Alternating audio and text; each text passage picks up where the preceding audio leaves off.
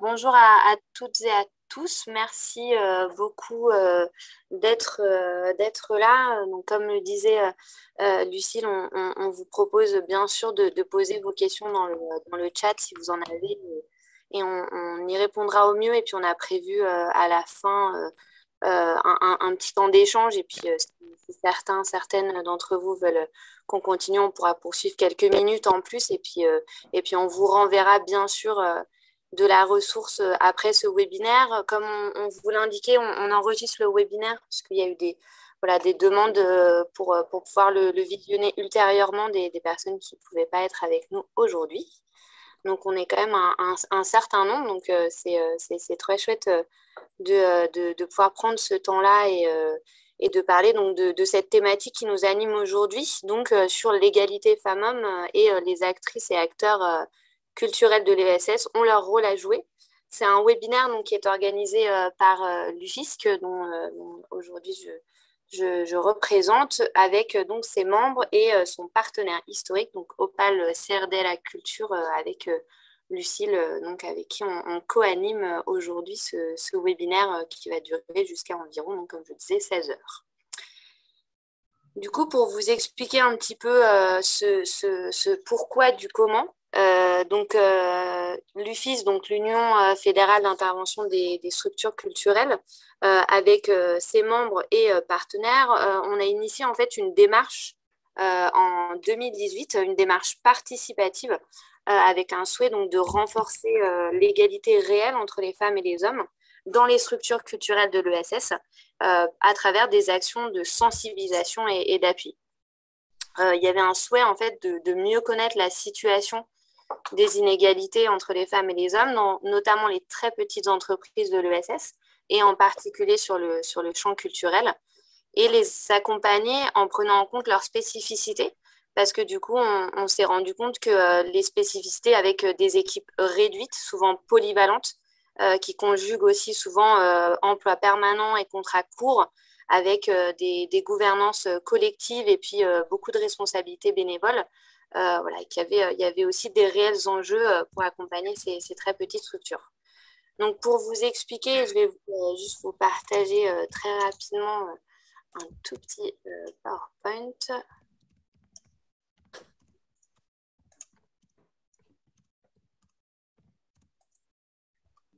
Je pense que ce sera plus simple. Du coup, pour juste la remise en contexte, donc l'UFISC, Union fédérale d'intervention des structures culturelles, aujourd'hui réunit donc plus de 17 organisations du champ des arts et de la culture, se réclamant toutes de l'économie sociale et solidaire.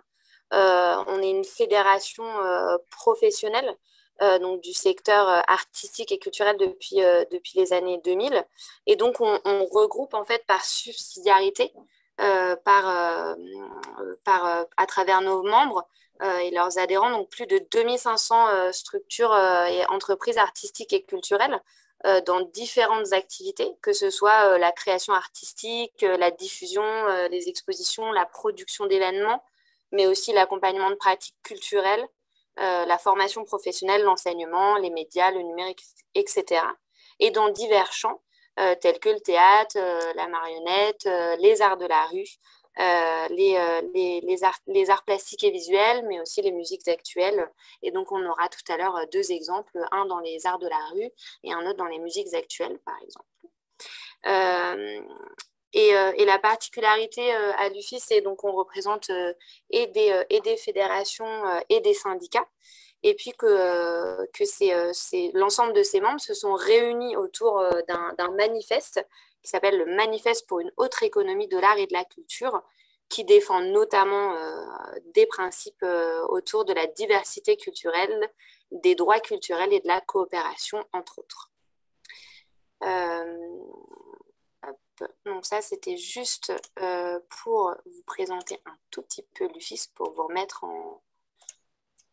en contexte. Et donc, pour vous dire que l'UFISC travaille depuis de longues dates sur les enjeux des acteurs culturels de l'économie sociale et solidaire, avec notamment les membres du MES, donc le Mouvement pour l'économie solidaire, par exemple. Et par ailleurs, au titre du MES, donc de ce mouvement pour l'économie solidaire, l'UFIS siège au Conseil supérieur de l'ESS et notamment à la commission égalité femmes-hommes.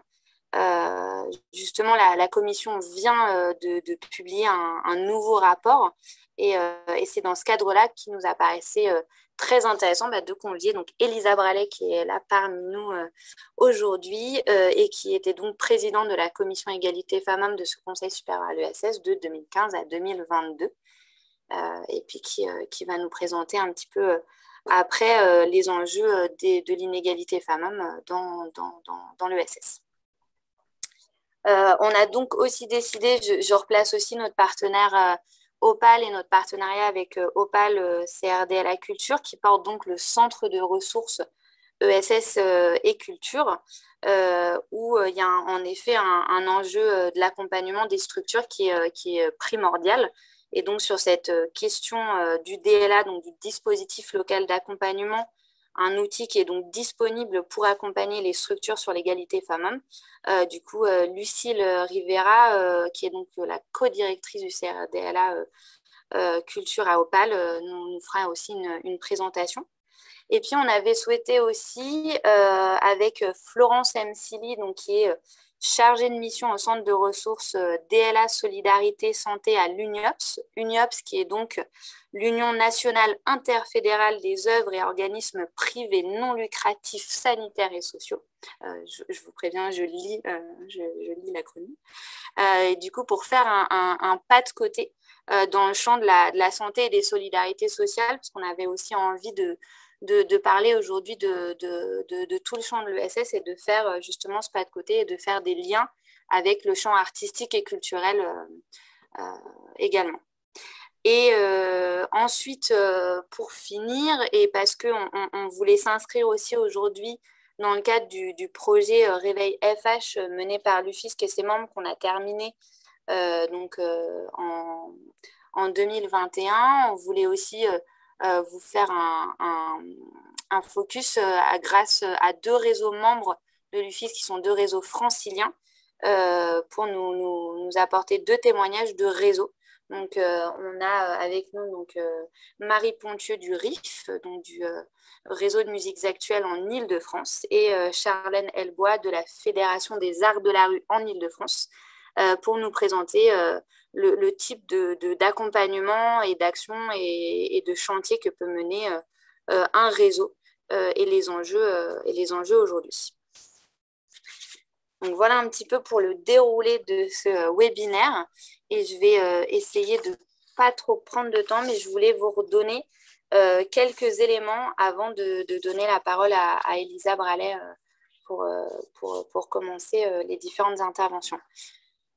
Donc, je ne voulais pas vous redonner des chiffres, mais juste vous rappeler que dans le champ artistique et culturel de l'ESS, donc malgré une féminisation des métiers qui se définit par la croissance du nombre de femmes dans une activité identifiée comme masculine, qui caractérise donc cette féminisation qui caractérise le champ artistique et culturel de l'ESS, les femmes, elles font toujours face à la dimension genrée des métiers, à des violences dans leur rapport de travail, à l'invisibilité dans les représentations, parfois même la disqualification de certaines légitimités de regard artistique, de savoir, d'expression, alors même que le champ culturel prône la diversité, l'émancipation des personnes et la dignité humaine. Donc, comme je le disais, je ne voulais pas vous redonner des chiffres parce que je pense qu'aujourd'hui, le sujet, vous pouvez aussi prendre connaissance, par exemple, des derniers chiffres de l'Observatoire dans le domaine de la culture et de la communication publiés par le ministère. Donc, c'est des chiffres qui viennent de sortir en 2022. On a aussi l'enquête sur les associations culturelles employeuses d'Opal qui redonne aussi des chiffres sur l'égalité femmes-hommes. Et puis après, vous avez beaucoup d'autres ressources comme le HF Île-de-France qui a aussi également republié des chiffres. Et puis, je laisserai après aussi Elisa reprendre des chiffres, puisque dans le rapport, il y a aussi des chiffres et des infographies qu'on pourra également partager avec vous. Donc, il y a beaucoup de chiffres qui viennent étayer ces propos, mais qui sont bien évidemment nécessaires pour montrer ces inégalités et les objectiver. Pour vous faire une rapide compréhension sur le projet Réveil FH qui a été mené par l'UFISC et ses membres de 2018 à 2021 et donc financé par la région Île-de-France, on a décidé de mener une enquête auprès de plusieurs réseaux membres, donc notamment franciliens, qui ont confirmé les hypothèses qu'on avait sur les inégalités prégnantes dans le champ artistique et culturel de l'ESS. Mais ce qui nous a également, en fait, à travers cette enquête, permis de sensibiliser donc, un certain nombre de réseaux et d'acteurs et aussi de créer une démarche collective entre les différents champs artistiques et culturels. On a donc souhaité aussi organiser un cycle d'ateliers. Donc, on a nommé l'égalité femmes-hommes dans les structures culturelles, comment on s'y mêle. Comment on s'en mêle, pardon, en 2019 avec plusieurs thématiques. Donc une première où Elisa Bralé avait également pu nous accompagner dans le cadre de cet atelier puisqu'on avait choisi de porter la thématique des cultures et associations, quels enjeux et quels outils, et de comment on pouvait par exemple s'emparer du guide de bonne pratique de l'ESS pour venir travailler cet enjeu de l'égalité femmes-hommes. On s'était aussi posé la question et du coup, il y avait déjà plusieurs de nos réseaux membres qui avaient pu participer sur comment les réseaux et les politiques publiques s'emparent de l'égalité femmes-hommes pour faire un petit état des lieux en 2019. On avait aussi proposé un troisième temps sur la question des droits culturels, un levier pour progresser.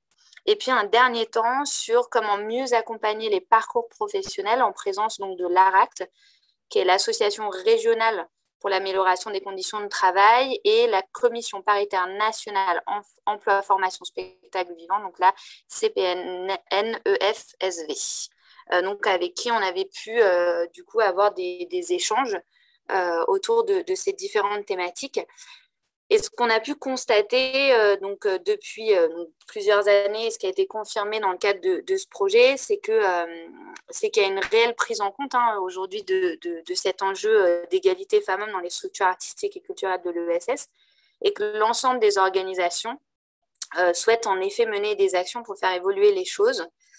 Mais ce qu'on a pu constater comme enjeu et difficulté aujourd'hui, c'est notamment que, par exemple, les structures souhaitent avancer sur le sujet, mais rencontrent des difficultés dans la mise en œuvre d'actions, surtout en tant que petite structure. Ce n'est pas toujours évident de mettre en place un tel chantier et il y a un réel besoin d'accompagnement et de ressources.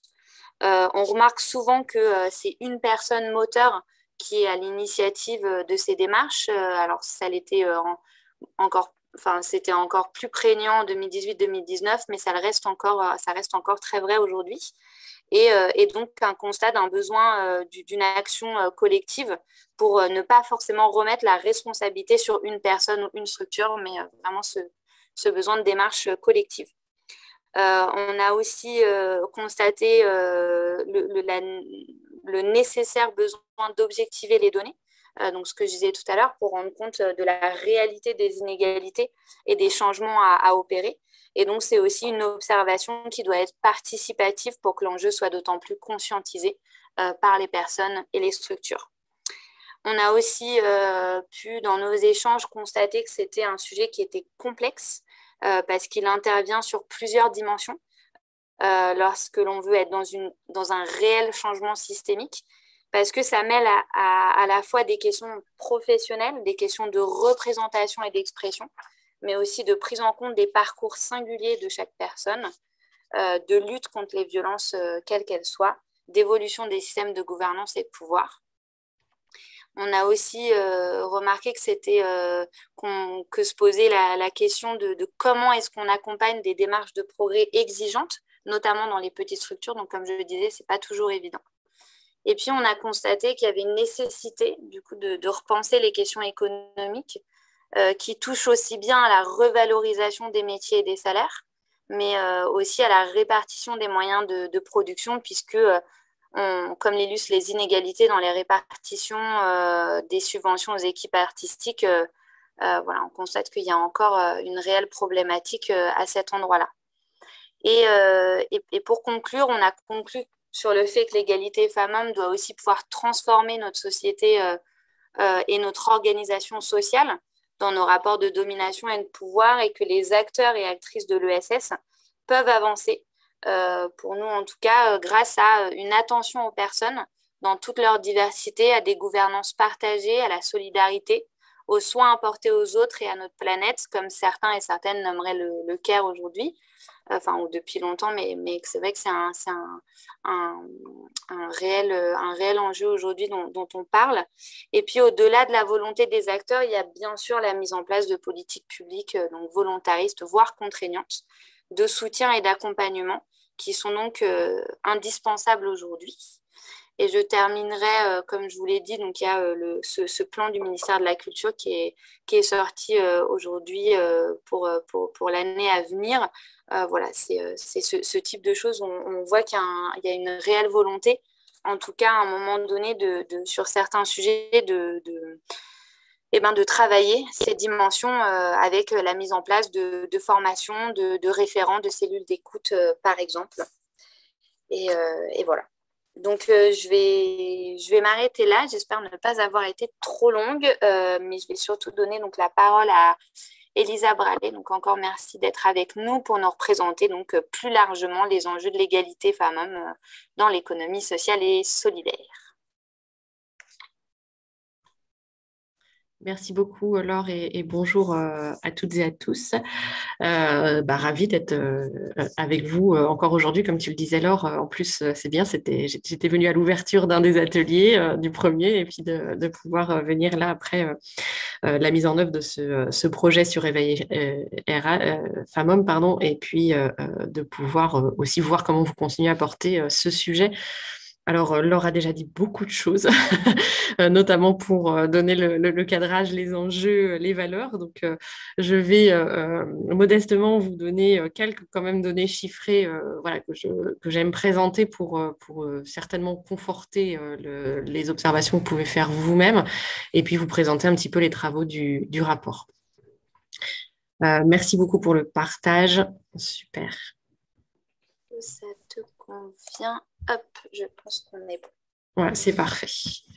Alors, un petit nuage de mots pour commencer, pour toujours prendre un peu de la hauteur, si on peut, sur le sujet, parce que j'aime bien commencer par dire, parce que c'est ce qu'on m'objecte souvent, que l'égalité femmes-hommes, c'est pas juste un sujet réglementaire ou de mise en conformité, hein, c'est avant tout un enjeu à la fois existentiel pour l'économie sociale et solidaire et les structures qui le composent au regard des valeurs ou des principes qui sont mis en œuvre, mais aussi un sujet transverse. Vous voyez que ça touche beaucoup de questions, que ce soit au travers de ce nuage de mots sur les enjeux des violences que vous avez cités, sur les enjeux liés au cadre professionnel, mais aussi à la gouvernance, qui sont un gros sujet encore difficile à traiter, sur les enjeux de communication, de visibilité, d'entrepreneuriat.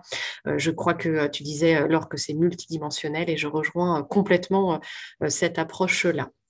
Alors, pour vous donner quelques chiffres pour voir d'où on part, en tout cas dans les grands constats nationaux.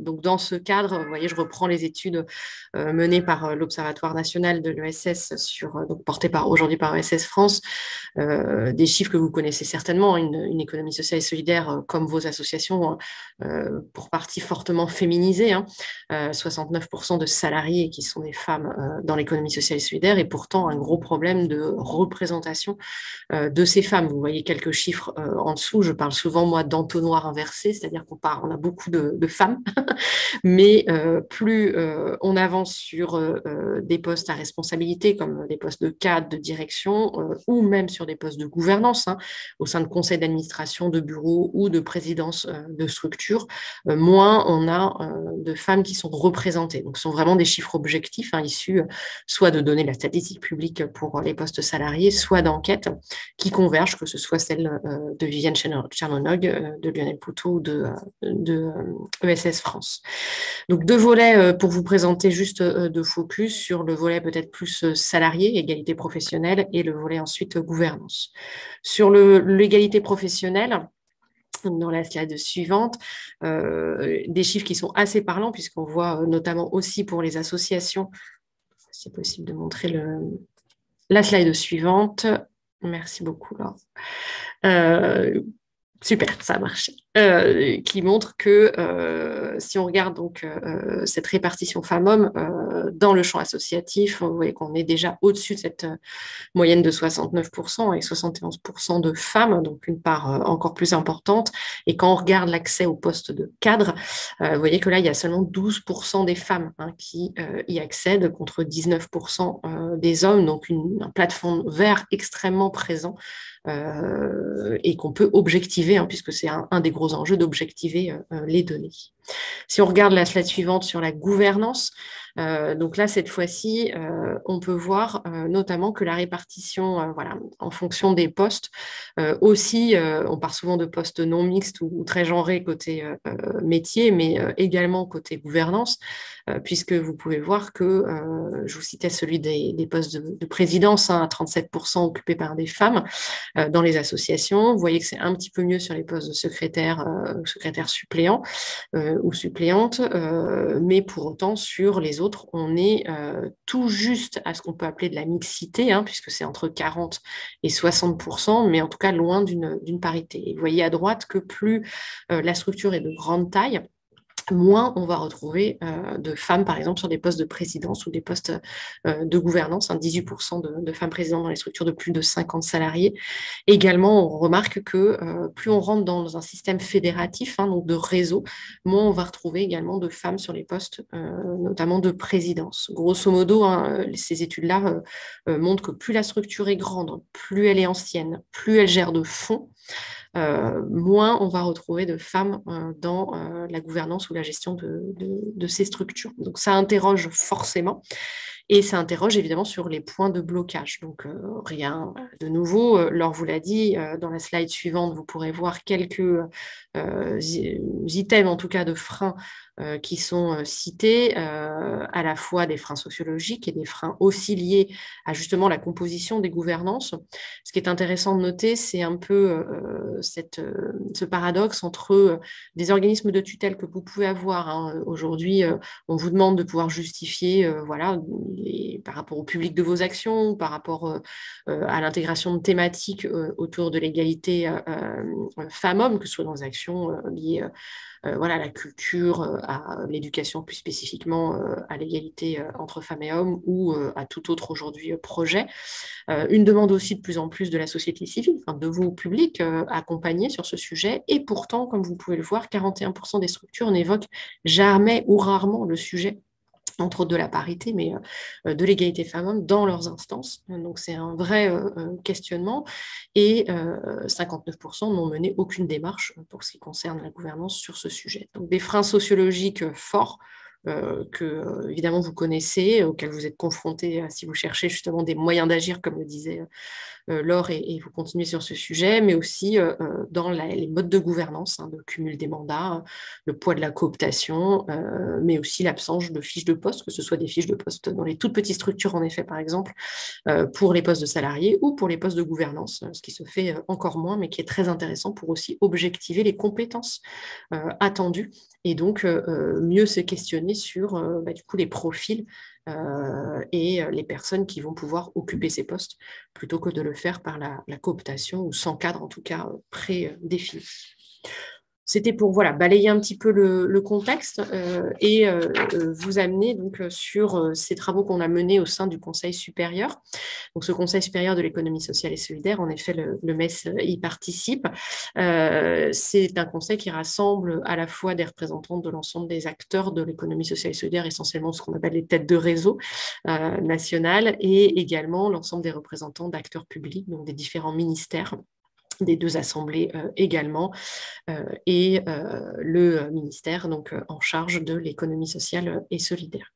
Donc, c'est un espace de concertation, d'échange, dans lequel donc, on a mis en place cette commission égalité femmes-hommes depuis 2015, suite à la loi de 2014, et qui a pu donc, cette commission, travailler sur deux rapports, puisqu'il s'agit de les renouveler. Celui de 2017 que j'étais venue présenter dans le premier atelier atelier que Laure citait, et aujourd'hui donc celui qui a été adopté fin octobre dernier sur l'égalité femmes-hommes dans l'ESS. Je vais peut-être vous présenter essentiellement les 4 leviers d'action aujourd'hui qu'on a identifiés pour la période 2021-2024, qui sont voilà, peut-être 4 priorités à mettre en avant.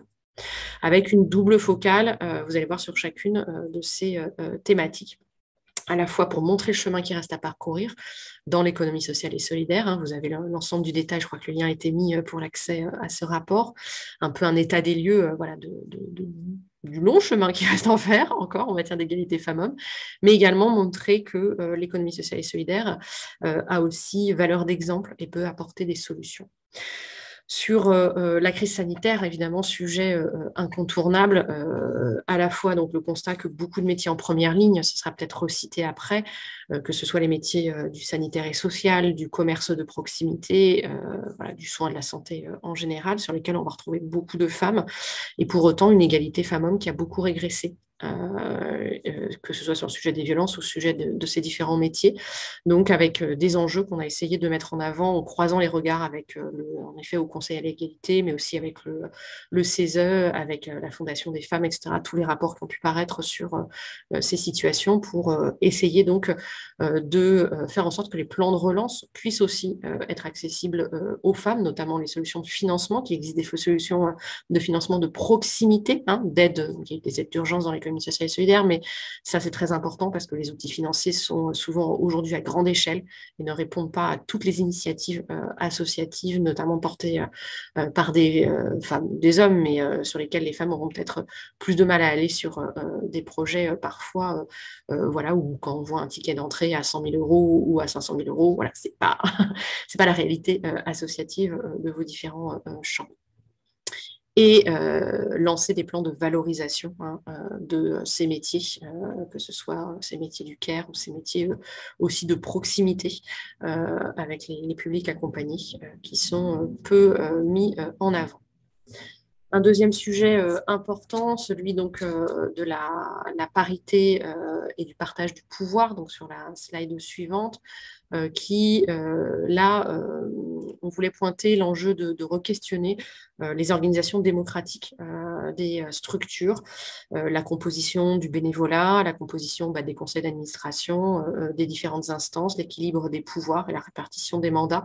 Comme je le montrais au travers des chiffres, ça reste un enjeu difficile aujourd'hui à atteindre et qui est vraiment très important de plus se dire qu'on tend vers, hein, qu'on prétend aller vers l'égalité, mais vraiment dans les faits d'y aller.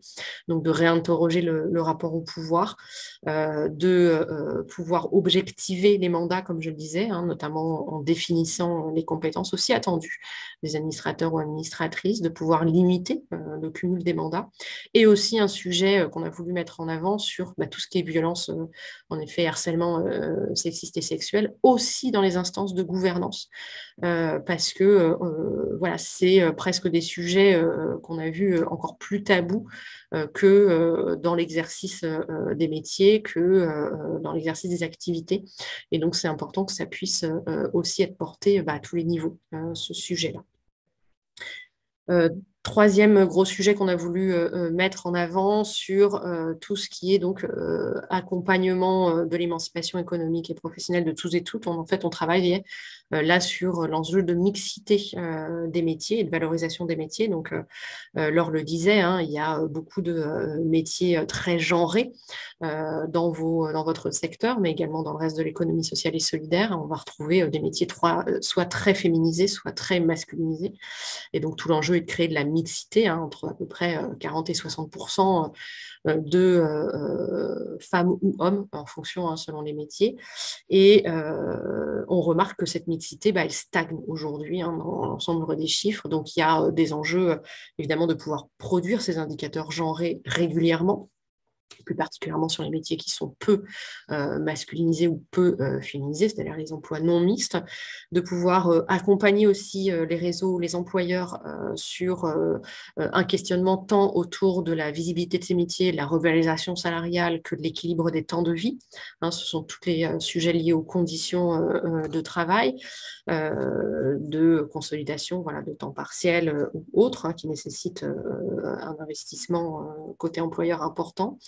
Mais aussi d'accompagner, là on l'a pas remis, mais je ne l'ai pas remis, mais d'accompagner aussi l'emploi et cette mixité dans tous les territoires. Ça, c'était important parce que voilà, c'est pas dans un territoire rural, en QPV, etc. Vous avez certainement aussi, vous, des interventions sur l'ensemble de ces territoires. Bah, c'est pas forcément les mêmes leviers, les mêmes accompagnements à mettre en œuvre pour accompagner aussi l'emploi des femmes, par exemple, dans ces territoires où on voit que c'est plus compliqué d'accéder à l'emploi ou dans le temps, en tout cas, de le maintenir.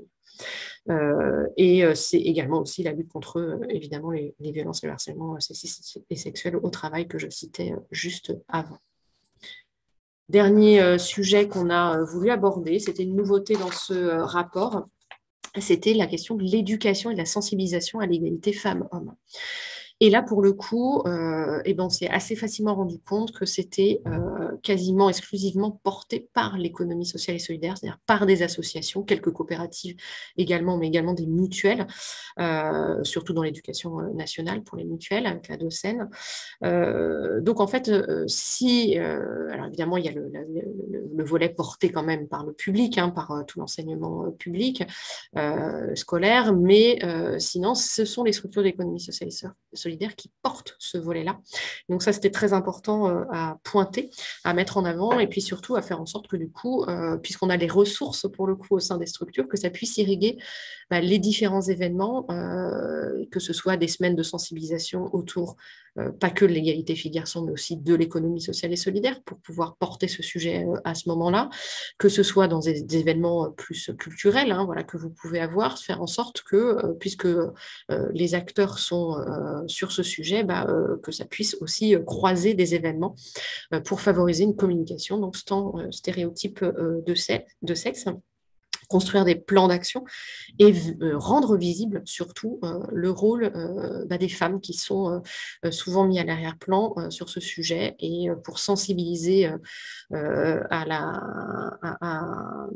ce rôle, donc la préconisation de mise en place d'un matrimoine de l'économie sociale et solidaire pour valoriser ces femmes qui ont contribué à la fois à l'histoire de l'économie sociale et solidaire, mais aussi aujourd'hui dans vos secteurs notamment, à porter l'égalité femmes-hommes et à aussi porter les structures que vous avez. Et donc, ce matrimoine a été lancé. Donc, ça, c'est déjà une bonne chose. Suite à cette préconisation, il est aujourd'hui coporté dans un comité de pilotage qui est animé par ESS France et qui permet donc, qui permet déjà d'avoir quelques portraits, mais qui permettra d'ici à novembre, on l'espère, d'avoir un beau panel, en tout cas, de portraits à valoriser pour montrer que les femmes sont présentes sur tous les sujets, que ce soit la culture, la finance, la santé, etc., dans l'économie sociale et solidaire, et de pouvoir le rendre visible. En annexe du rapport, et je terminerai là-dessus, vous trouvez également toute une série de contributions qu'on avait faites au sein de cette commission, qui était vraiment un lieu d'échange, contributions sur justement quels indicateurs genrés mesurer,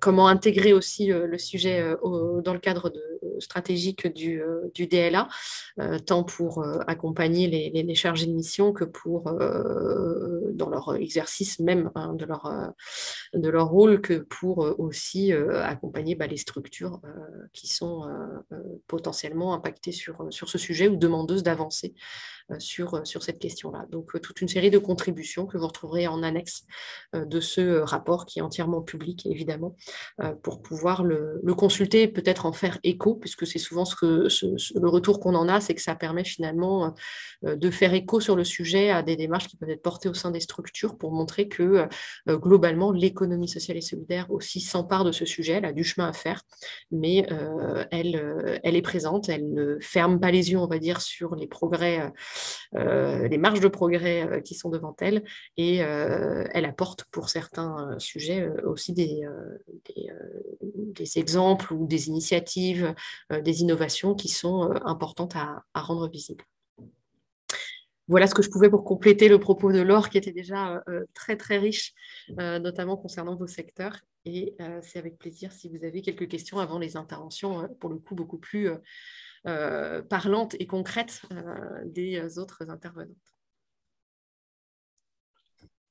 Merci beaucoup, Elisa, pour cette présentation. Et donc, en effet, Lucille a pu remettre les liens dans le chat. Donc, je vous invite à regarder ce rapport qui est un rapport en effet riche et qui est puis aussi donc, avec ce deuxième rapport sur les préconisations et sur un travail très collaboratif aussi et beaucoup de remontées de données. Donc c'est un rapport qui est très très riche. Donc en effet, on vous invite à le regarder.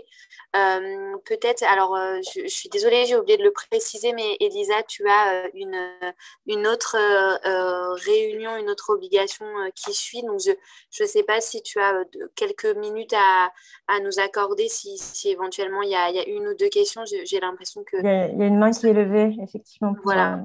Peut-être que Josette peut intervenir si Elisa, tu as le temps de répondre à la question. Merci. Oui, bonjour. C'est une question très courte. J'ai cru entendre, Elisa, que tu mettais au passé l'existence de la commission. Est-ce que ça veut dire qu'elle va cesser d'exister ou non? Elle continue? Oui, c'est juste que le mandat actuel de cette commission, de cette commission et de même tout le Conseil supérieur, s'est arrêté le 4 mars dernier. Donc, c'est pour ça que c'est très récent et j'utilise déjà le passé. Donc, non, le Conseil supérieur a bien vocation à être renouvelé et au sein de ce Conseil supérieur, la commission égalité femmes-hommes.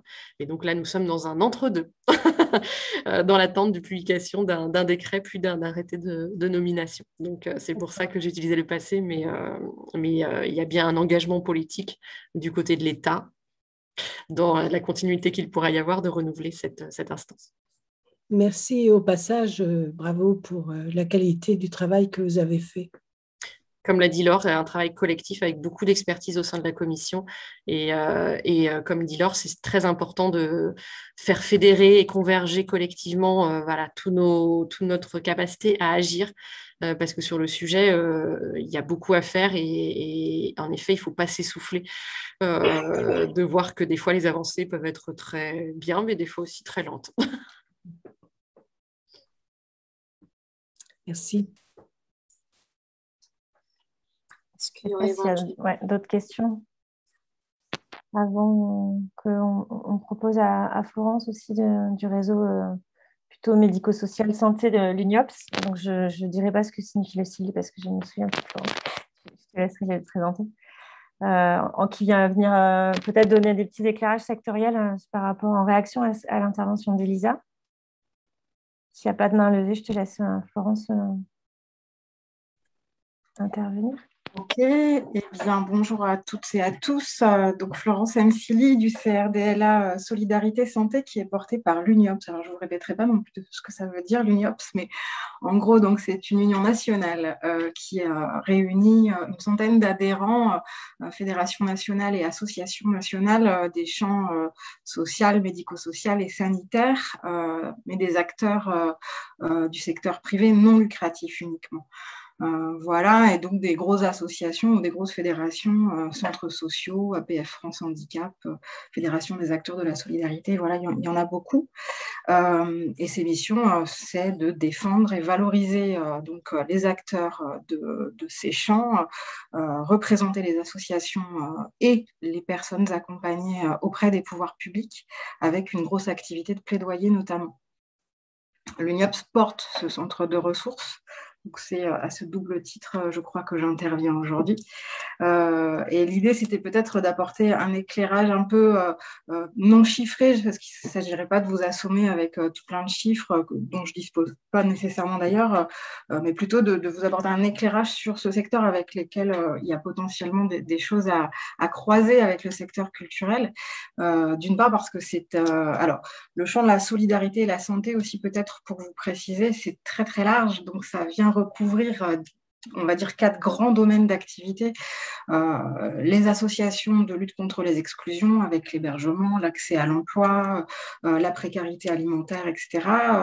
Un domaine qu'on appelle, nous, enfance, famille, jeunesse, avec toutes les structures de la petite enfance ou de la protection de l'enfance. Le champ de la santé avec des associations qui s'occupent des soins pour les personnes les plus vulnérables en grande précarité ou souffrant d'addictions diverses et variées.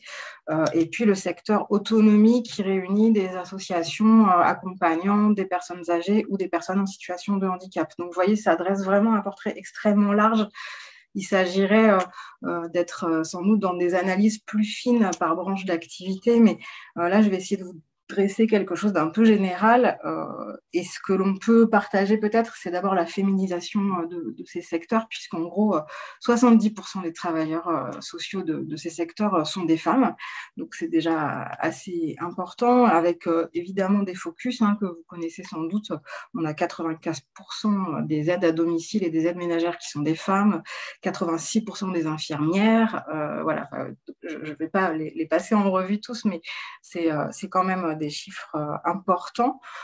Et puis des métiers qui historiquement, en tout cas il y a 30 ou 40 ans, pouvaient être un peu plus masculinisés, j'ai envie de dire, qui aujourd'hui sont parfois tous mis au féminin. Donc on se retrouve avec des cohortes, par exemple, de formation d'éducateurs spécialisés avec uniquement des femmes. Donc il y a un mouvement quand même qui n'est pas du tout dans le sens d'une mixité, et cette non-mixité, elle ne va pas évidemment sans poser quelques difficultés. Donc ça, voilà, c'était une chose que je voulais vous dire. Et puis évidemment, cette non-mixité, elle s'accompagne, on va dire, d'un autre type de ségrégation, je vais le dire comme ça, puisque les métiers féminisés de ces secteurs sont généralement des métiers qui sont peu valorisés. On l'a bien vu avec la crise sanitaire, ça a été assez révélateur, des métiers qui sont apparus comme ça et qui avaient été complètement oubliés de la sphère publique pendant des années, qui sont souvent des métiers avec des conditions de travail difficiles, des métiers qui sont mal rémunérés par rapport à d'autres métiers équivalents et plutôt du registre masculin, on va dire. Voilà. Et puis, des métiers qui sont aussi souvent beaucoup plus sujets aux accidents du travail ou aux accidents, aux maladies professionnelles, avec une forme de déni de ces questions chez les employeurs, en tout cas. Voilà, je vais très très vite. Évidemment, vous pourrez me poser des questions. Au revoir, Elisa. Peut-être le point un petit peu différent des autres secteurs de l'ESS, c'est que globalement, on a un encadrement qui est plus féminin qu'ailleurs. Alors ça s'explique parce qu'évidemment, avec 70% de salariés femmes, il est difficile de se passer d'un encadrement par ces femmes elles-mêmes. Donc on a dans ces secteurs social, médico-social et sanitaire des encadrements, en tout cas des postes de chef de service ou de direction qui sont quand même assez féminisés. Mais dès lors que l'on monte dans les strates donc à responsabilité, que ce soit dans des directions de ce qu'on appelle les directions de pôle, donc des postes qui dirigent plusieurs types de structures d'accompagnement du public, ou dans les CA, des associations gestionnaires, là évidemment on se retrouve confronté aux mêmes difficultés du plafond de verre avec des postes qui sont essentiellement occupés par des hommes. voilà un peu la cartographie. Je vais très très vite, évidemment, ça manque terriblement de nuances, mais on est quand même globalement sur ces enjeux-là. Il y a deux points, à mon avis, centraux sur avec la question de l'égalité femmes-hommes. Elle représente en tout cas un enjeu de société et pas qu'un enjeu professionnel ou un enjeu de secteur. C'est que d'une part, on a dans ces secteurs-là une baisse d'attractivité des métiers très forte qui va constituer et qui constitue déjà une certaine difficulté sociétale, puisque toute la dimension d'accompagnement de nos personnes âgées, de nos personnes en situation de vulnérabilité se retrouve là véritablement en difficulté. Donc, le fait que ces métiers soient très féminisés est à l'origine de cette baisse d'attractivité pour une raison très simple, c'est que ces métiers aussi souffrent d'une dépréciation symbolique, hein, c'est-à-dire que ce sont des métiers du care et donc des métiers qui sont peu intéressants. Et ça repose sur des présupposés ou des représentations, en tout cas, de la division genrée des métiers. Aux femmes, l'assignation à la sphère domestique et maternelle, et aux hommes, l'assignation à la sphère publique.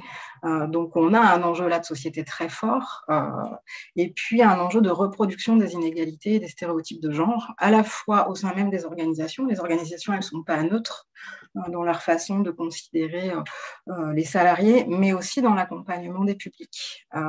Et là, on a quelques petits exemples de structures qui se sont emparées de la question, notamment dans les associations, les établissements qui s'occupent de travailleurs en situation de handicap, comme les entreprises adaptées ou les ESAT, qui ont tenté de travailler ces questions-là. Elles ne sont pas nombreuses, hein, ces structures, mais qui tentent parfois de travailler ces questions-là parce que, double peine, hein, une personne en situation de handicap, qui plus est femme, eh bien, a beaucoup moins de chances de trouver un emploi qu'un homme. Donc, voilà. Mais on est sur des expérimentations, on est sur des expériences qui restent encore sporadiques à l'échelle nationale.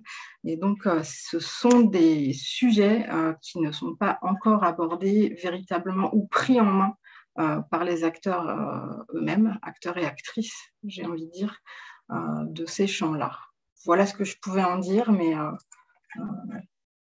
je ne sais pas si vous avez des questions. Voilà, j'espère que j'ai été un peu rapide mais claire. Merci Florence. Non, c'était très clair, très intéressant. Et puis je pense que ça parle à beaucoup d'acteurs culturels également. Je ne vois pas de questions et de mains levées. Peut-être que je poursuis pour qu'on reste à peu près dans le timing, parce qu'on a aussi les témoignages des réseaux après. Moi, je ne vais pas vous donner des informations sur le secteur culturel en particulier et sur les enjeux, mais plutôt sur la question d'accompagnement de ces enjeux et des acteurs. Moi, je travaille à Opal, qui est une association qui est le Centre de ressources culture et économie sociale et solidaire, qui produit des ressources et qui travaille notamment dans le cadre du fameux dispositif local d'accompagnement dont on a parlé à plusieurs reprises et je vous ai mis des liens. Donc, c'est un dispositif national qui est au service des associations et plus largement des structures de l'économie sociale et solidaire, dont les associations culturelles. À savoir que le DLH, chaque année, il accompagne entre 800 et 1000 associations culturelles employeuses. Donc, c'est quand même un volume assez important. Et à noter qu'il s'intéresse plus à, on va dire, la pérennité des structures qu'aux individus, aux salariés qui font ces structures. Mais forcément, c'est très mêlé. Donc, ça veut dire que la question de l'égalité homme-femme, elle a peu été traitée par le DLA jusqu'à présent. On voit que c'est quand même une des recommandations du Conseil supérieur de l'ESS, donc c'est un sujet qui va nécessairement bouger. Mais il est très rarement abordé dans le DLA, qui parle plus globalement de l'évolution du projet, de la stratégie de développement, des ressources humaines ou de la gestion économique et financière. En même temps, on a quelques exemples, je vais en citer deux. Un accompagnement individuel d'une salle de musique actuelle qui a porté spécifiquement sur le sujet de la mise en place d'une démarche égalité homme-femme en Île-de-France. Je te vois acquiescer, Marie. Et puis un autre exemple qui est plutôt un accompagnement collectif en Pays de la Loire de plusieurs festivals de musique également, qui a notamment permis de lancer une campagne de communication qui s'appelle « Ici c'est cool » contre les violences sexistes et autres violences dans le cadre des festivals. Donc, c'était une démarche assez intéressante accompagnée au démarrage par le DLA et en partenariat avec la tête de réseau local. Donc, il y a quand même la pertinence et l'importance d'avoir les têtes de réseau, mais ça, du coup, j'anticipe sur les interventions qui vont suivre. La pertinence d'avoir les têtes de réseau local dans ces accompagnements-là, parce qu'on constate que c'est un processus qui est compliqué à mettre en place, des démarches d'égalité, qu'il y a beaucoup de choses à déconstruire, des stéréotypes, des postures, des répétitions d'habitudes, et que donc le travail à l'échelle d'un réseau, ça permet de partager entre pairs, ça permet de comparer, de tester des pratiques, ça permet aussi de déculpabiliser ou d'objectiver certaines choses, donc ça paraît assez intéressant. Nous, à notre endroit, on a un enjeu aussi de formation des chargés de mission DLA, qui sont donc des accompagnateurs du quotidien, pour qu'eux-mêmes n'arrivent pas pour diagnostiquer les associations avec leurs propres stéréotypes et perceptions de genre. Donc, c'est en cours. Et peut-être un dernier point à noter, c'est que aussi la question, elle peut être traitée dans le secteur culturel à travers, par exemple, 3 sujets dans l'accompagnement à la prévention des risques psychosociaux ou à la question de la qualité de vie au travail, qui sont des sujets assez forts, assez fortement, pour le coup, assez fortement cernés et touchés par le DLA. Le sujet du renouvellement de la gouvernance, qu'a évoqué aussi Elisa, puisque on observe des mécanismes d'élargissement des gouvernances, d'expérimentation de gouvernance plus horizontale. Je pense qu'aussi, on pourra peut-être en parler. Et puis, on est aussi dans un moment de transmission de projets associatifs, de transmission liée à un renouvellement générationnel dans le secteur culturel et puis dans l'ESS en général, qui fait que c'est aussi peut-être une occasion de repenser la place des femmes et des équilibres dans ces associations-là. Voilà, donc les informations sur le DLA, vous les trouverez sur le site que j'ai mis dans le pad. Et sinon, vous n'hésitez pas à nous contacter. Et je ne voulais pas faire trop long pour qu'on ait le temps d'échanger avec Marie et puis Charlène. Je ne sais pas laquelle de vous deux souhaite intervenir en premier. Laure, je te laisse répartir. Merci Lucille. Bah, oui, transition toute faite pour représenter les réseaux. Moi, je me disais qu'on pouvait commencer avec Marie, donc du RIF, donc des réseaux, du réseau des musiques actuelles en Île-de-France. Voilà, aussi parce que leur démarche, elle a commencé depuis un certain temps. Et puis après, comme ça, on aura la présentation de Charlène sur la Fédération des Arts de la Rue en Île-de-France. Et bien, Marie, je te laisse la main. Oui, alors bonjour, moi je travaille du coup pour le RIF, donc le réseau des musiques actuelles en Île-de-France. Alors on est un réseau qui fédère 150 structures qui travaillent sur la musique actuelle, donc des salles de concert, mais aussi des MJC, des studios, des radios, des festivals, et avec la particularité, enfin, en tout cas c'est pas le cas de tous les réseaux régionaux, d'avoir une adhésion qui est de fédérer que des structures qui sont des structures d'intérêt général, donc à but non lucratif ou à lucrativité limitée, ce qui met place de fait dans le secteur de l'ESS. Enfin, en tout cas, la plupart des adhérents du RIF sont des structures de l'économie sociale et solidaire. Alors, je ne vais pas rappeler des chiffres parce que ce serait long, mais juste pour recontextualiser, côté musique actuelle, on est sur un secteur qui est relativement mixte côté professionnel, enfin plutôt mixte, mais avec des métiers très genrés. Donc, on a une problématique côté égalité professionnelle et très peu de femmes à des postes à responsabilité. Et également une évaporation des femmes au cours de la carrière. C'est-à-dire qu'en gros, si on regarde dans les personnes qui travaillent dans les musiques actuelles, en dessous de 30 ans, on est sur une mixité, on est à 50% d'hommes, 50% de femmes qui travaillent dans le secteur. Et quand on passe à plus de 40 ans, on est à 70% d'hommes qui travaillent dans le secteur de la musique actuelle. Voilà, nous, on a une problématique spécifique sur ce côté égalité professionnelle. Et après, une problématique sur question d'inégalité d'accès aux pratiques artistiques, puisque de manière générale, dans les lieux que nous, on peut représenter dans les réseaux, on est à 17-18% de femmes programmées sur scène, donc côté spectacle vivant. Et puis, en amont de ça, sur la question des studios de répétition, on est à moins de 15% de femmes et de filles qui fréquentent les studios de nos lieux. Voilà, ceci étant très intéressant puisque par contre côté enseignement, il y a une majorité de filles qui fréquentent les écoles de musique et conservatoires. Donc, ça veut dire qu'elles apprennent la musique et qu'elles ne montent pas de projet artistique derrière, ou qu'en tout cas, elles ne passent pas par nos lieux. Donc voilà, ça c'était juste pour le contexte rapidement. Donc, côté RIF, c'est un sujet dont on s'est emparé vers 2015 à l'initiative de l'association HF Île-de-France.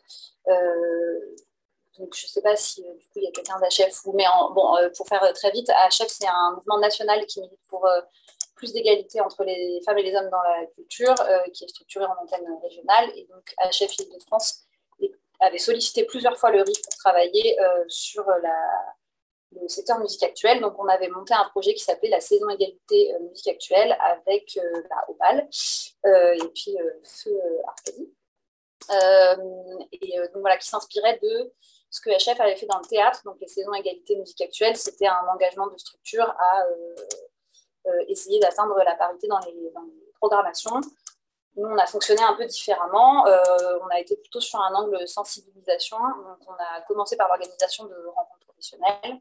Alors, ça ne paraît pas grand-chose, mais en 2015, c'était il y en avait beaucoup moins qu'aujourd'hui. C'était un sujet qui était beaucoup moins abordé et on a eu des rencontres avec des témoignages d'artistes, notamment, qui ont pas mal secoué chez nos adhérents et qui ont conduit à la constitution d'un groupe d'expérimentation qui s'appelait le Labo HF, donc un groupe d'une dizaine de structures qui se rejoignaient pour partager les constats et les expérimentations, accompagnés par une consultante qui, du coup, commençait chaque réunion aussi par une mise à niveau sur les sujets des chiffres et puis une approche sociologique sur les inégalités.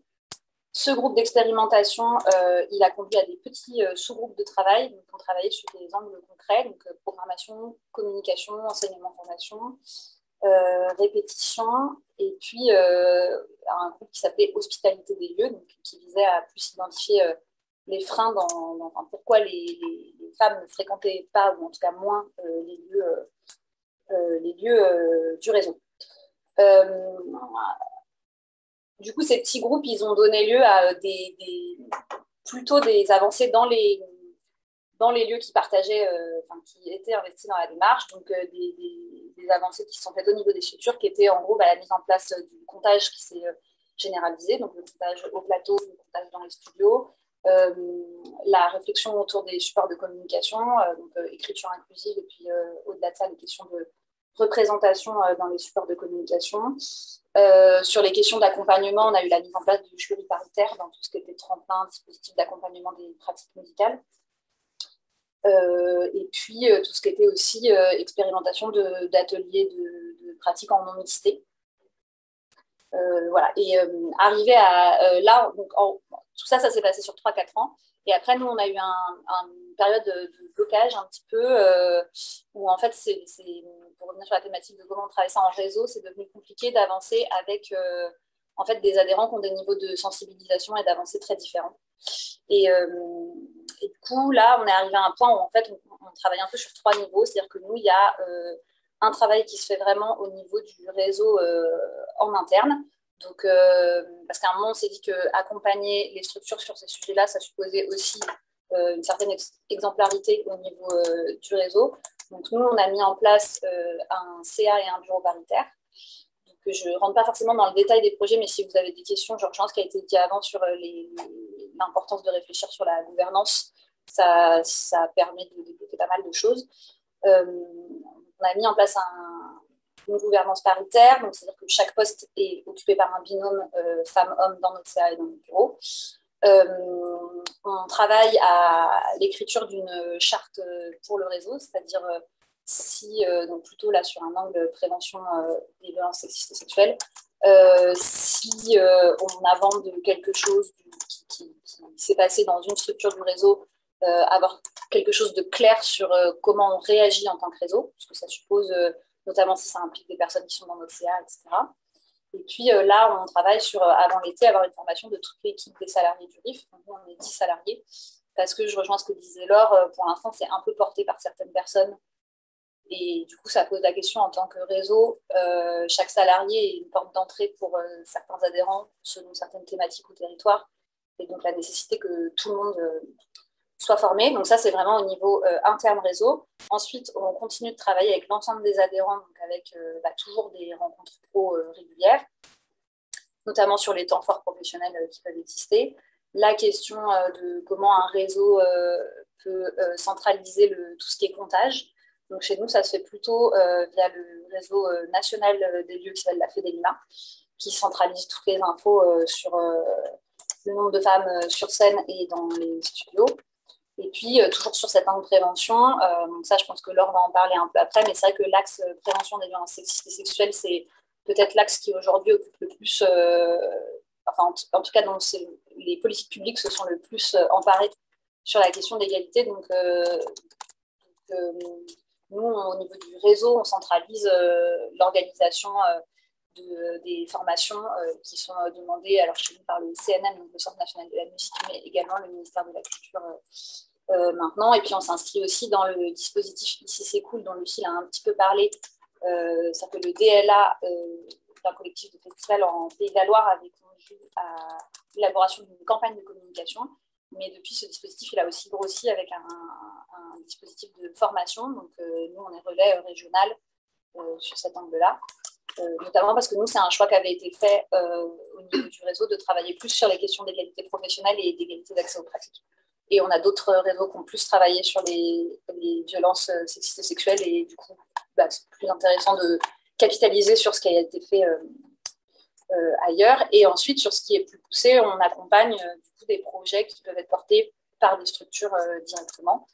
Donc, pareil, Lucille parlait d'une salle de musique actuelle qui avait suivi un DLA FIL 7. On a monté cet été avec la Fédération nationale des lieux de musique actuelle et cette salle un summer camp, donc une colonie de vacances musicales pour jeunes femmes de moins de 25 ans.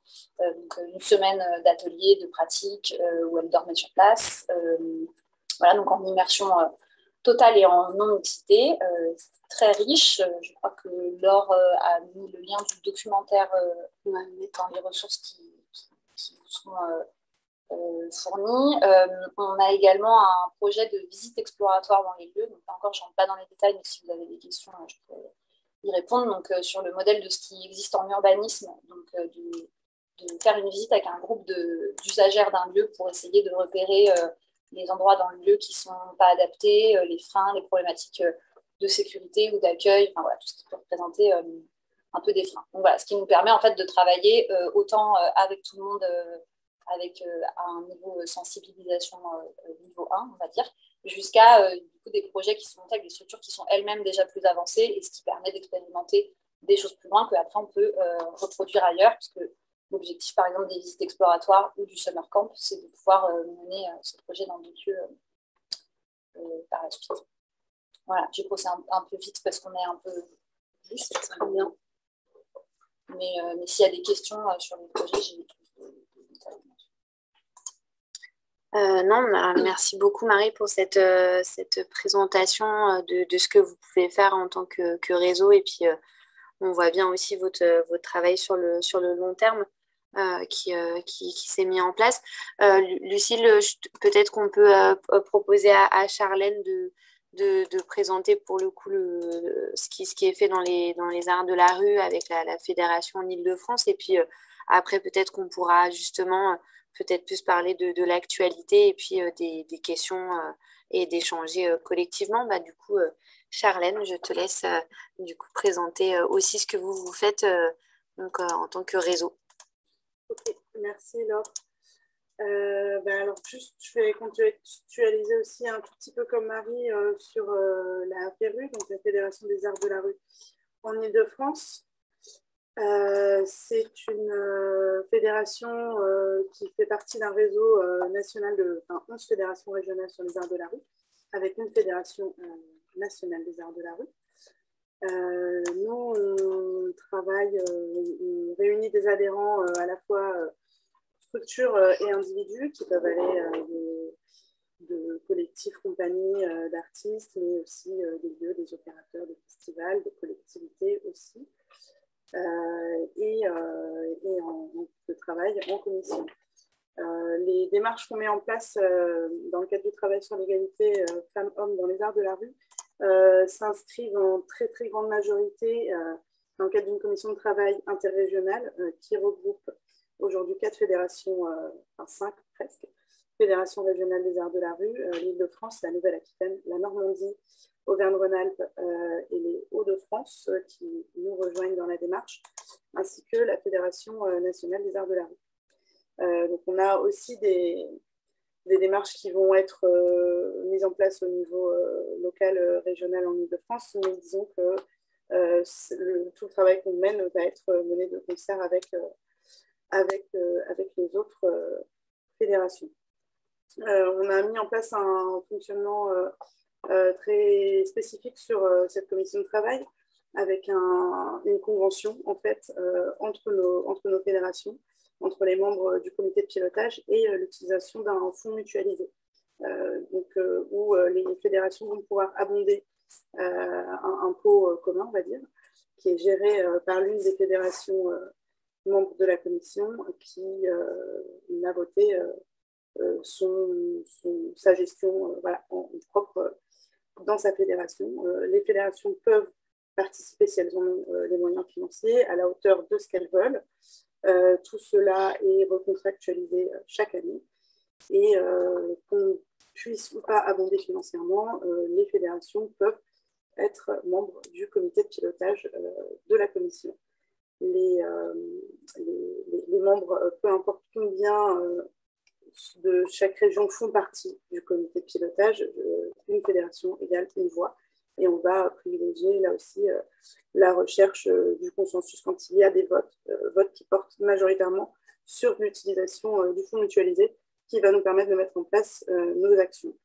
Même si on a de la recherche de fonds supplémentaires de financement public, notamment auprès du ministère de la Culture, et ou sur des actions plus locales, sur le FDVA, Fonds de développement de la vie associative. Les actions, du coup, j'y viens aussi rapidement pour pouvoir ensuite échanger avec vous. Ça s'est créé, cette commission, en 2019, avec la parution de 2 enquêtes en Auvergne-Rhône-Alpes et en Nouvelle-Aquitaine. Et en fait, à l'occasion d'une réunion professionnelle du secteur des arts de la rue nationale, les membres de plusieurs conseils d'administration se sont rejoints et ont décidé de créer cette commission. Donc on peut dire que c'est parti de la volonté, de la nécessité de compter et d'observer le secteur, car là, sur les arts de la rue, en fait, on a très peu de chiffres. Les chiffres qu'on a, c'est les fédérations qui les sortent. Il n'y a pas de chiffres ministère de la Culture comme on pourrait avoir sur le spectacle, par exemple. Il n'y a pas d'observatoire spécifique aux arts de la rue, à part les nôtres. Donc, on a une méthode qu'on a mise en place et qui nous permet de compter. Donc là, il y a une enquête 2019 et une enquête sur les chiffres 2021 qui est là en cours. Et je crois que Lucille ou Laure a mis le lien. Merci. Donc ça, c'est le premier gros enjeu, on va dire, donc faire un état des lieux chiffré, en fait, pour pouvoir plaider pour notre secteur et puis mettre en évidence, en fait, les constats qu'on a vus dans le secteur. Donc, on a ce grand objectif-là. On a aussi un objectif qui va être la formation, avec 2 grands temps forts. Une première formation qui a eu lieu là en janvier 2021, qui devait avoir lieu bien avant, mais qui n'a pas pu avoir lieu avant, qui était une formation destinée à accueillir la parole des victimes de violences sexistes et sexuelles au travail, qui a été menée par le collectif féministe contre le viol, qui a eu lieu du coup en région parisienne pour les membres de la commission et les adhérents des fédérations. C'était une première journée qui a vocation à se développer. Une autre formation plutôt destinée là aux femmes qui souhaitent briser le plafond de verre, parce qu'on en a beaucoup parlé tout à l'heure, donc je ne vais pas m'étendre sur le sujet. Une action plutôt centrée sur le matrimoine, qui va là être portée plutôt en Auvergne-Rhône-Alpes, mais du coup auquel les membres de la commission participent également via le Fonds mutualisé, mais aussi des réunions de travail, un accompagnement, un suivi et un relais qui se met en place. On mène également des actions de sensibilisation dans les temps forts, dans les festivals, dans les réunions professionnelles, qui va être de l'affichage, des ateliers, des débats. La rédaction qui est en cours d'une charte, là aussi, on fait écho à ce que Marie disait pour les musiques actuelles, mais plus pareil sur la prévention des violences et harcèlements sexistes et sexuels à destination des festivals dans un premier temps.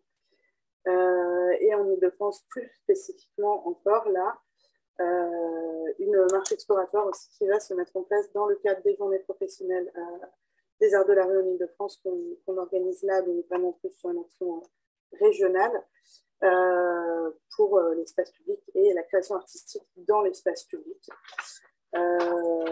Voilà, je ne m'étends peut-être pas forcément sur les chiffres de l'enquête puisqu'elle est donc disponible.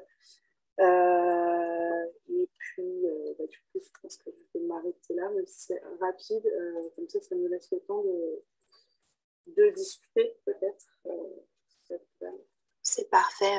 Merci beaucoup, Charlène. On voit aussi du coup que ce soit du coup dans le réseau du RIF et dans celui de Fédération des Arts de la Rue en Ile-de-France, et avec donc, cette commission de travail où vous êtes réunis, donc, de comment vous avez réussi donc, là au niveau d'un réseau et vous au niveau en plus entre réseaux de faire avancer la question.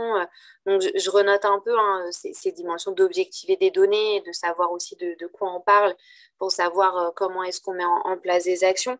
Il y a aussi la question des moyens dont tu mentionnais aussi, notamment Charlène, sur comment est-ce qu'à un moment donné, on a besoin de moyens pour travailler à cette question. Et puis ensuite, l'enjeu de la formation.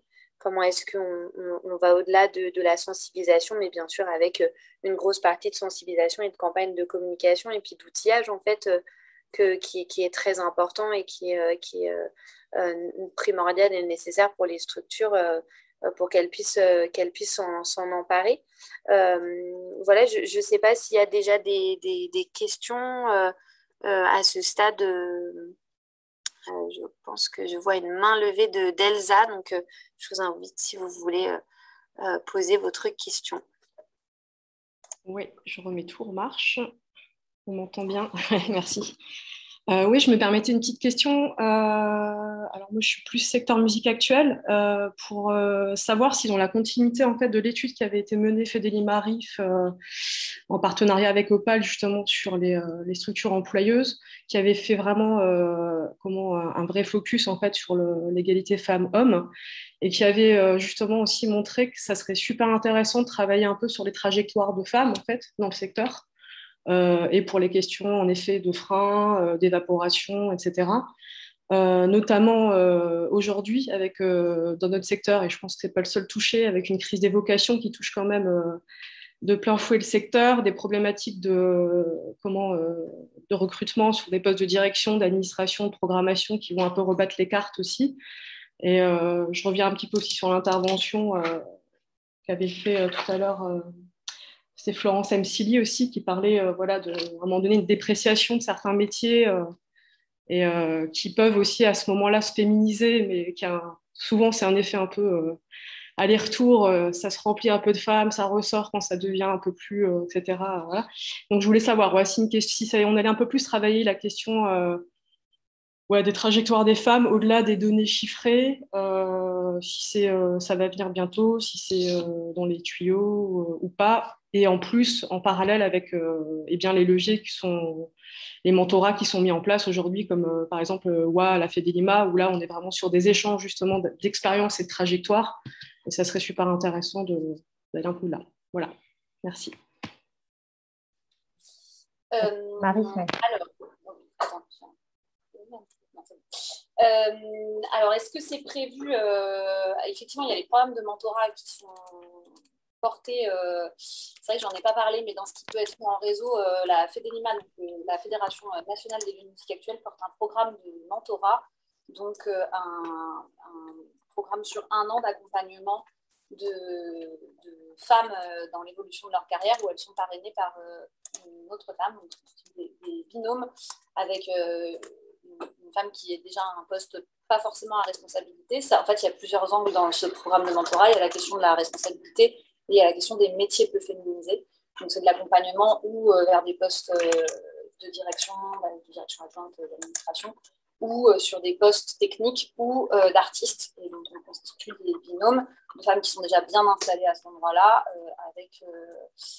qui accompagnent j'allais dire des plus jeunes femmes, mais en fait, ce n'est pas forcément une question d'âge, mais c'est une question de moment d'évolution dans la carrière.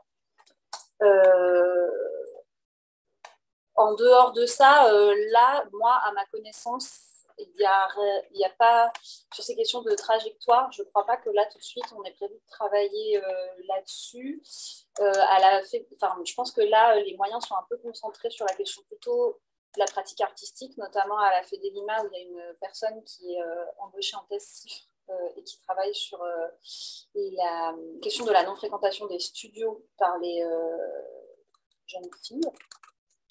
Mais voilà, sinon je ne pense pas qu'il y ait vraiment un travail prévu là-dessus. Juste pour dire aussi dans les freins à ce qu'on peut faire en réseau, je pense que là, ce qu'on trouve à tous les niveaux, c'est qu'en fait, c'est des sujets sur lesquels il y aurait plein de choses à faire, mais c'est des choses qui se rajoutent à des fiches de poste qui ne sont pas du tout là-dessus. Enfin, il y a très peu de réseaux qui ont des postes qui sont vraiment ciblés sur ces questions-là. Donc c'est vrai qu'on a beaucoup d'envie et peu de moyens humains. Je pense que Charlène ou même Laure rejoindront un peu ça, mais voilà, petit problème de temps disponible sur ces questions-là. Mais par contre, je pense que ça rejoint aussi la question de la gouvernance, parce que nous, ce qu'on a constaté en mettant en place un CA et un bureau paritaire, par contre, ce qui était assez intéressant sur la question de la dévalorisation des métiers, c'est que ça conduit aussi à avoir un CA plus divers en termes de postes représentés, puisque à un moment, si on veut une moitié de femmes dans un CA, sachant qu'il y a 13% des directions qui sont occupées par des femmes, il va falloir aller chercher d'autres personnes que des personnes qui sont à des postes de direction. Et ça, en fait, c'est super intéressant parce que ça change beaucoup le contenu des discussions, d'avoir une diversité de responsabilités. Voilà. Et ça permet aussi à des gens qui sont à des postes... ça permet à des gens de gagner en légitimité sur des sujets... nous, par exemple, au sein du réseau, sur des sujets politiques, d'avoir des personnes dans notre CA qui sont des personnes qui sont en animation de MJC, qui se retrouvent à discuter et à voter sur des sujets de politique publique. Ça permet aussi d'accompagner ces personnes-là dans leur parcours individuel, en fait. Voilà. Je ne sais pas si ça répond à ta question, Elsa. C'est pas, je pense que sur ta question concrètement de est-ce que c'est prévu d'avoir quelque chose sur le travail des trajectoires de femmes dans la musique actuellement, je ne crois pas. Mais on a toujours en tête qu'on a envie de le faire, mais je pense que là, ce n'est pas au programme immédiatement. Peut-être je peux compléter, Marie, parce qu'il y a quand même une enquête en cours avec la Fédélima sur les parcours des musiciens et des musiciennes. Donc, tu vois, tu as dû entendre parler. Je pense qu'elle va aborder quand même les questions de genre de manière assez précise, notamment parce que Cécile Offroy, qui vient de se connecter, travaille dessus. Donc, je pense que ça sera publié dans l'année, dans les mois qui viennent. Et l'entrée genrée va être importante. Cécile, je sais que tu as un cours dans pas longtemps. Donc, je confirme, je dois filer malheureusement. Mais oui, tout à fait. On a une entrée sur les questions de genre et aussi sur, évidemment, les effets de genre sur les parcours des musiciens et bien évidemment des musiciennes qui, en tout cas, le focus est mis là-dessus. Tout à fait. C'est vrai que c'est sur l'angle musicien-musicienne, parce que comme Elsa faisait référence à l'enquête sur l'emploi permanent, je pense que, après, dans les enquêtes sur l'emploi, ça continuera d'être des focus qu'on fera, mais... Oui, tu as raison, c'était plutôt les permanents. Est-ce qu'il y a d'autres questions, Florence ? Oui, moi j'ai une question et pour Marie et pour Charlène. J'avais besoin de savoir comment c'était monté. Alors, le groupe d'expérimentation de la dizaine de structures pour Marie, il y a 3-4 ans, et puis Charlène, du coup, la commission de travail interrégionale. Est-ce que la question, par exemple, de la parité s'est posée ? Voilà, comment vous avez fait pour organiser ces groupes ? Oui, alors la question de la parité au sein de la commission, non, ne s'est pas, à ma connaissance, posée. En fait, de fait, elle est animée par des énergies bénévoles pour la plupart. Au sein du comité de pilotage, il y a une grosse dizaine de personnes, je vais dire, et on est 2 salariés à coordonner, co-coordonner cette commission interrégionale. Il y a Fanny, qui est là quelque part, de la Fédération des arts de la rue en Auvergne-Rhône-Alpes, qui en fait partie également. Et les autres membres sont des bénévoles. Et donc, on a remarqué, c'est assez clair que la plupart des membres de la commission sont des femmes. Hein. De fait, dans le comité de pilotage, on a un homme, si je ne m'abuse. C'est pas parce qu'on ne veut pas les inclure, mais c'est compliqué de s'en saisir. On mène ce travail-là aussi de sensibiliser, hein, d'en parler, d'élargir, mais ça prend du temps et cette commission-là, finalement, est quand même assez récente, date de 2019. Donc, bon espoir que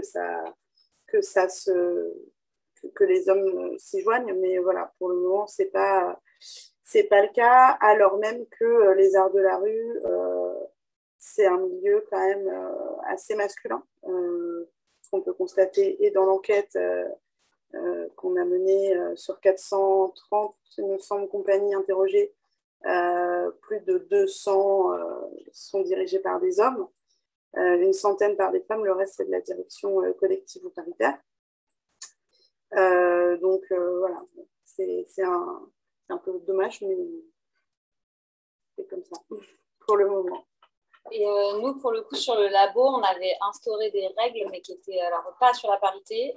C'était sur le fait que chaque structure, dans les 10 structures qui étaient impliquées, soit représentée par un binôme qui impliquait obligatoirement une personne de la direction.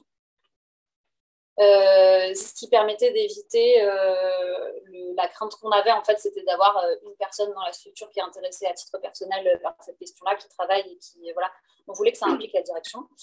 Et de fait, la direction étant souvent... encore que, parce que quand on a des binômes de direction, c'est majoritairement plutôt le côté féminin du binôme qui venait, mais...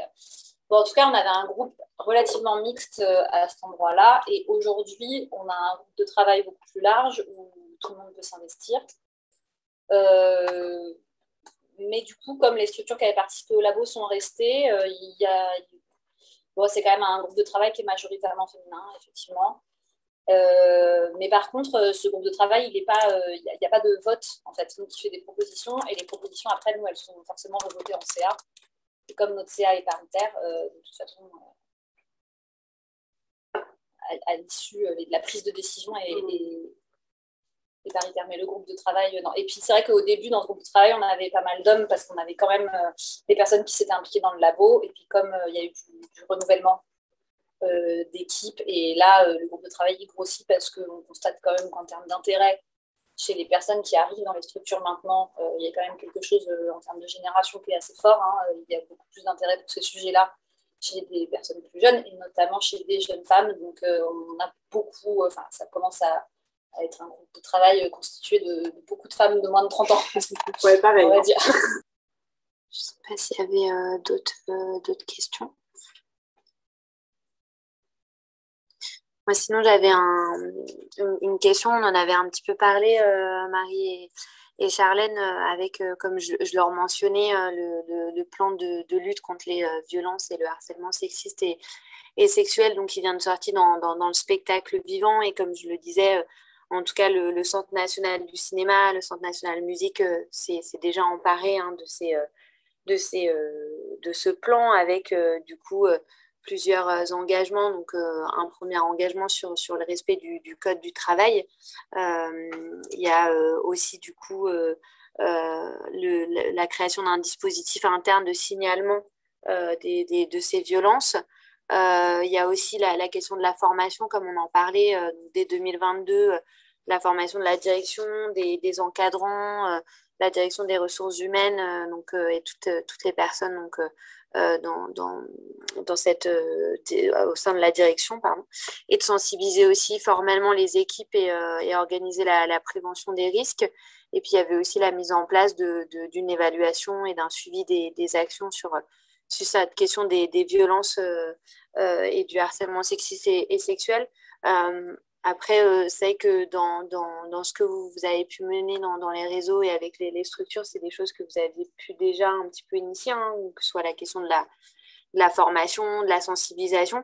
Moi, je voulais savoir aujourd'hui un petit peu comment vous vous emparez de ce plan et comment est-ce que vous accueillez ce plan-là qui est donc sorti par le ministère de la Culture pour le spectacle vivant. Alors, du coup, voilà, c'est sûr que vous n'êtes pas sur les mêmes registres avec le Centre national de la musique et puis au niveau des arts de la rue, mais voilà, justement, ça peut être intéressant d'avoir votre retour là-dessus, peut-être. Alors, c'est vrai que nous, dans la musique, en fait, le plan du ministère de la Culture, il n'a pas changé grand-chose en soi, puisqu'il reprend très exactement le plan de lutte du Centre national de la musique, enfin les mêmes obligations, donc qui est sorti il y a un peu plus d'1 an, côté Centre national de la musique. Donc nous, c'était déjà un peu en place quand le plan du ministère est sorti. Donc voilà, en gros, c'est effectivement, ils conditionnent l'attribution des aides accordées par le Centre national de la musique au respect d'un protocole qui oblige les structures à... en fait, c'est principalement de la formation, parce qu'après, il y a tout un volet information, communication. C'est plutôt sur les violences en interne. Enfin, on est plutôt sur une question d'équipe, parce que nous, c'est vrai que sinon, dans la musique, on travaillait plus sur les questions de violence en milieu festif. Notamment, le dispositif Ici c'est cool, et pas mal de dispositifs sont plutôt tournés sur les questions de violences sexistes et sexuelles qui peuvent être vécues par le public des concerts, alors que là, c'est vraiment plutôt des questions RH, le protocole CNM, comme le plan du ministère. Donc voilà, c'est une obligation d'information et une obligation, ce qui est le plus contraignant, c'est une obligation de formation. Donc de formation réellement des dirigeants de structures et de sensibilisation de l'intégralité des équipes. Nous, c'est vrai que du coup 2022, c'est un peu le test. Nous, au niveau du RIF, on a coordonné l'organisation des formations pour les dirigeants. Après, alors ça ne concerne pas tout le monde, hein, parce que nous, on a beaucoup de structures en fait, qui ne bénéficient ni d'aide du CNM, ni d'aide du ministère de la Culture. Donc, ça ne concerne pas du tout l'intégralité de nos 150 adhérents, cette obligation-là. Donc là, on a fait 2 sessions. Donc, pour l'instant, on a une vingtaine de dirigeants de lieux qui ont été formés. Et nous, on a fait le choix de juste coordonner l'organisation. C'est-à-dire que c'est quand même les structures directement qui prennent en charge la formation via leur OPCO. Alors, je sais que ça pose pas mal de questions côté TPE, mais c'est vrai que nous, spécifiquement dans notre réseau, en fait, les plus petites structures ne sont pas concernées par les aides du CNM et du ministère. Ce qui, je pense, est très différent côté art de la rue, où dans les compagnies, il doit y avoir des aides ministères. Eh ben non, très peu aussi. Là, sur 2019, on a 20 compagnies conventionnées à l'échelle du territoire national. 11 en Ile-de-France, par exemple, alors que je sais qu'il y a beaucoup plus de compagnies, hein, mais on a 20 compagnies conventionnées par la DRAC. On a 17 compagnies soutenues dans de l'aide à la création.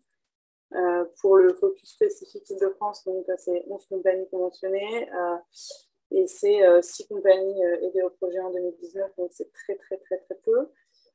Après, il y a d'autres aides, DGCA, etc., mais qui ne sont pas là à compter, mais en effet, c'est très peu. Pareil, en fait, du coup, c'est ça le problème, c'est que ça ne concerne pas tout le monde et surtout, c'est assez compliqué parce que même pour les compagnies là qui sont conventionnées, ça reste des équipes qui sont quand même souvent petites, très fragiles, qui n'ont pas forcément les moyens de mettre en place des plans de formation. La question d'un ou d'une référente pour l'accueil des victimes en fait, victimes de violences est aussi compliquée. Est-ce que c'est un ou une salariée qui peut assumer cette fonction? Est-ce que c'est son rôle? Comment on accueille? Donc du coup, c'est ça aussi l'enjeu de se former à accueillir ou de déléguer, enfin de recevoir le témoignage et de le rebalancer sur les numéros qui existent, sur les dispositifs d'accueil qui sont déjà présents. Et former des bénévoles, c'est pas la même chose que former des salariés sur les financements qui existent. Que ce soit là, nous on est beaucoup sur des conventions collectives entreprises artistiques et culturelles sur les compagnies qu'on représente, la majorité. Du coup, des aides de l'AVDAS qui ne sont pas forcément accessibles quand on est bénévole, ou alors c'est sur des plans personnels, donc ça implique de mettre en place des choses en interne et ou d'aller piocher dans son CPF, ce qui est possible, hein, mais ce qui n'est pas forcément une évidence ou très simple à mettre en œuvre. Que nous, on ne s'en est pas encore énormément saisi. On va devoir s'en saisir puisque nous, on reçoit des aides du ministère de la Culture des déconcentrés en région, mais du coup, ça va impliquer effectivement ça, et c'est vrai que c'est compliqué de mettre ça en place parce qu'on sent qu'il y a une volonté derrière, très bien, hein, c'est un enjeu et tout ça, mais la faisabilité, à titre très personnel, du coup, parce que je n'ai pas consulté mes collègues là-dessus, paraît pas forcément très réalisable et pas facilement. Que ce soit en termes de réseau ou des adhérents qui sont soumis à ce protocole. Merci pour vos réponses. Est-ce qu'il y aurait peut-être d'autres interventions, d'autres questions? Et puis sinon, on arrive vers la fin de ce webinaire et peut-être pour vous laisser les 2 dernières minutes, si vous avez d'autres questions ou une volonté de réagir à ce qui a été dit. De toute façon, avec Lucille, on vous retransmettra toutes les ressources, toutes les outils, les mentions de structure dont on a pu parler et évoquer aujourd'hui. Et que si vous avez d'autres questions, même après ce temps d'échange, n'hésitez pas à nous envoyer un mail. Bien sûr, on y répondra au mieux. Et puis, bien sûr, je pense qu'avec Lucille et avec le CRDA Culture, Opale, on va continuer à travailler sur ces questions, et puis en lien, bien sûr, avec les membres de l'UFIS, mais pas uniquement. Donc, on pourra toujours peut-être proposer d'autres temps d'échange ou renvoyer, continuer à échanger, à renvoyer de la ressource sur ce sujet, puisque comme on l'a bien dit, il reste encore un long chemin à parcourir, même si on se rend compte qu'on avance sur ces questions. Et c'est vrai que peut-être pour finir sur une note positive, c'est un sujet qui aujourd'hui est devenu, nous on a l'impression en tout cas assez évident, en tout cas à chaque fois qu'on mène des rencontres, on a envie et on porte collectivement des ateliers sur cette question. C'est plus, on n'a plus autant de réticence, on a l'impression à en parler. Donc maintenant qu'on a pu sensibiliser, mettre le sujet sur la table, il nous reste encore, en tout cas c'est sûr, à encore continuer à mener des actions collectives et surtout je pense, et que ce soit comme le rappelait Marie, bien travailler ces questions de gouvernance en parallèle des autres enjeux professionnels et comme a pu le rappeler aussi Florence sur ces questions des métiers, des représentations qu'on a du coup dans le champ de l'ESS très largement, et que ce soit du coup dans le domaine de la santé, de la solidarité ou au final artistique et culturel, donc c'est bien les mêmes enjeux. Et puis qu'on continue du coup avec des actions de sensibilisation mais surtout de formation, et puis qu'on pose un petit peu aussi ces questions-là avec ces plans d'action, c'est les politiques publiques qui peuvent aussi nous faire avancer au fur et à mesure sur ces questions, parce que ça fait un moment qu'on en parle et ce serait bien qu'on avance un petit peu plus vite aussi. Donc, voilà. Lucille, je ne sais pas si tu veux rajouter quelque chose. Je pense pas. Merci. Alors, c'était une bonne conclusion, donc je ne compléterai pas plus que ça. Merci à tous pour votre écoute, tous et toutes, si je puis me permettre. Merci beaucoup.